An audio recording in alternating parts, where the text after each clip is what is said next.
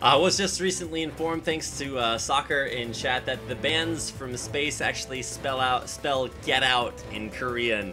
So a little bit of humor here coming out, and I don't think that Space was really going to be too concerned what Madlife picked anyway, because he was still going to pick Blitzcrank no matter what. Let's check out the runes and masteries for both players, starting off with Space and his Blitzcrank build.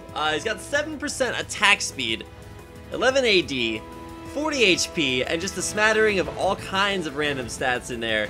As far as the masteries go, he's got points in spell weaving and blade weaving, but unfortunately he also has that 1 point in dangerous game.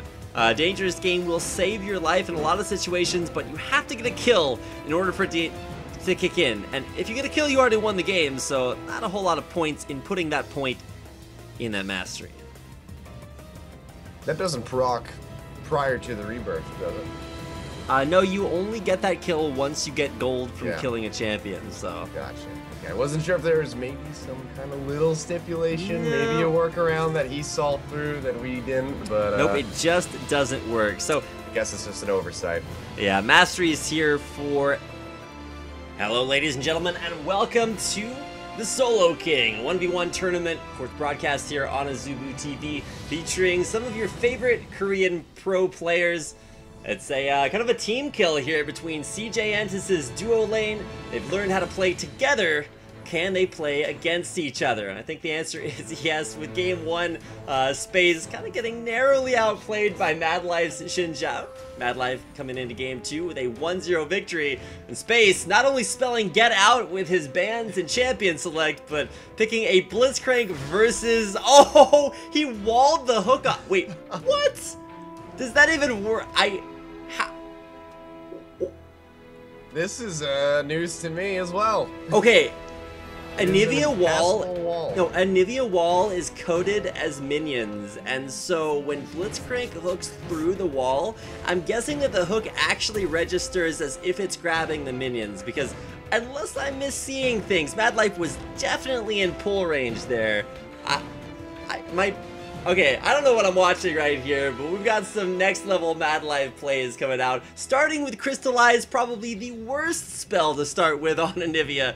But then again, I don't know what to expect from this. Already shaping up to be an incredible best of three.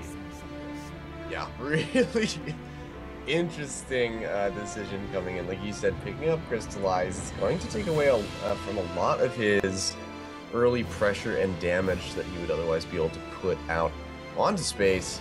Not going to have that Flash Frost or the Frost Bite. No stunts coming in here for Madlife just yet. But as we take a look at the items, back to the crystalline flasks here. Potions coming out for both, and of course, Flash Teleport for Madlife. Meanwhile, the extra aggressive Flash Ignite coming out for Space. He wants to get a grab in onto Madlife, knock him up into the air, and just take the series right there. We'll see if he's able to do it though. Okay, now grab once again canceled out by that wall. Another option besides it grabbing the minions that the wall is coded as is that when you actually throw out the Crystallize, you can actually use it on your allies to stop them from backing. So if you ever see an ally like in a recall animation, you put the Crystallize and it moves them just a little bit. So what I think Madlife is actually doing there is that when he gets grabbed by the Blitzcrank hook, because I actually saw the little stun icon above his head, when he gets grabbed by the Blitzcrank hook, he actually puts out the Crystallize on himself and it moves him and cancels out the move command from the Blitzcrank pull coming back. So some hashtag science here. Definitely a did you know that I did not know. So learning new things every day. It teaches you exactly how much you can learn from Madlife about Blitzcrank even when he's playing against it. And who better to learn from than the support god himself? Really interesting tricks coming out from him here. Already just a few minutes into this game. We might even have another game in this series, so I'm looking forward to learning even more from the man, the myth, the legend. The Madlife. And as far as Space is concerned, he actually had the advantage for at least the majority of game one until Madlife kind of pulled it out in the end. Of course, quite literally. But now, oh, another wall there.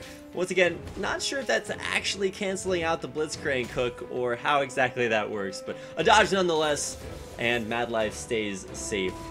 For now, he is actually dropping down in CS, and traditionally, you'd expect him to actually get a little bit ahead on CS. Anivia great at wave clear, but that does primarily come out at level 6.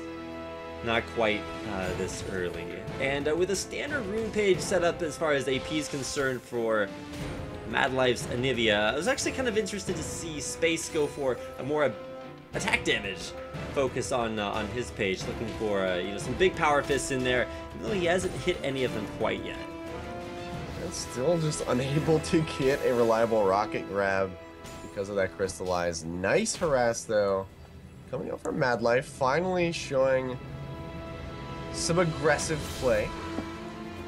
Gets that Flash Frost and the Frostbite off. Taking Space down to around half HP. He's going to go ahead and just regen that right back up.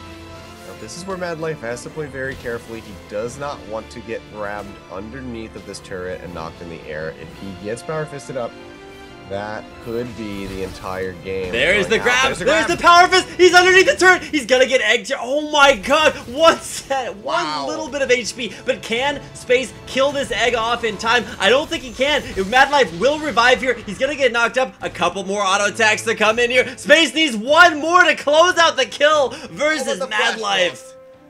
Just in time. Madlife just barely surviving. Forced back to base. Incredible save by Madlife, holding on by a thread. Really excellent Flash Frost. Immediately reactivation on that to get the stun out. But he does not have the egg now. As we see, he was already playing very far forward up against Space's tower. He's not going to be able to do that for a while now. The Flash was burned. He had to use a TP to get back into lane. So he is out of a lot of utility. Not yet level 6, so he doesn't have the Glacial Storm. He's going to have to really rely on just not shoving the tower and getting harassed off with this Flash Frost and Frostbite combo. Now, interesting to see Madlife going for a Tear of the Goddess buy. That means as far as his items are concerned, he has 0 ability power from items themselves. Not necessarily a situation you want to find yourself in when you're in a 1v1 setting, but I think he's just looking for a build that's going to let him stay in lane for a very, very long time. Of course, the Tear of the Goddess, an item that you see on a lot of Anivias. Also, another big thing that big advantage that he's going to have over Space is the ability to, like we just saw him, teleport back into lane. Whereas Space will have Flash Ignite for the aggressive all-ins, he will not be able to make it back to lane quite as quickly as Madlife.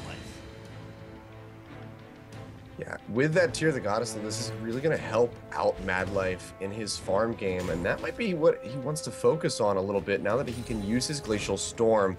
The Tear of the Goddess going to be able to get him that extra mana and the sustain, so he's going to be able to AoE farm a bit better. Oh my god, again! How does he do it every time? Madlife blocks the Blitzcrank hook with Crystallize. Not only did I not know that actually worked that way, but the ability to pull that off consistently, you have to ask yourself, like, does Madlife practice these things? You have to guess yes, but it's just incredible to watch the master at work, able to cancel out almost every single one of Space's Blitzcrank hooks. Yeah, I mean, and that just comes down to both his familiarity with the character himself, and then also just a familiarity of what he can't do with these characters. He knows exactly what Blitzcrank is and is not capable of, so he says, you know what, I've been in a situation before where I couldn't grab that Anivia because of Crystallize, so I know exactly how to block it because it's happened to me so many times before. Perhaps that could be the situation, but he is just really showing his masterful knowledge of these characters.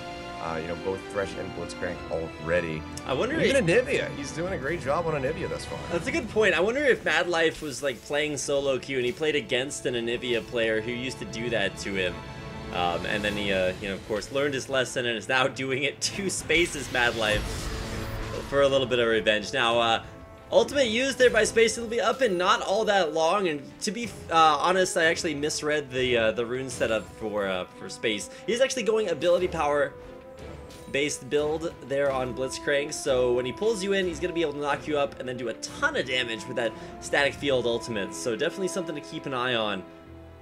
If he doesn't grab you under turret and let the turret kill you, like almost happened earlier on, he's going in again, does have that grab up, going in for a big ultimate, will land the grab, like just a second late on it, and it's gonna be Space that takes game number 2. The Crystallized just a second late, a fraction of a second late. We're gonna get an instant replay up here.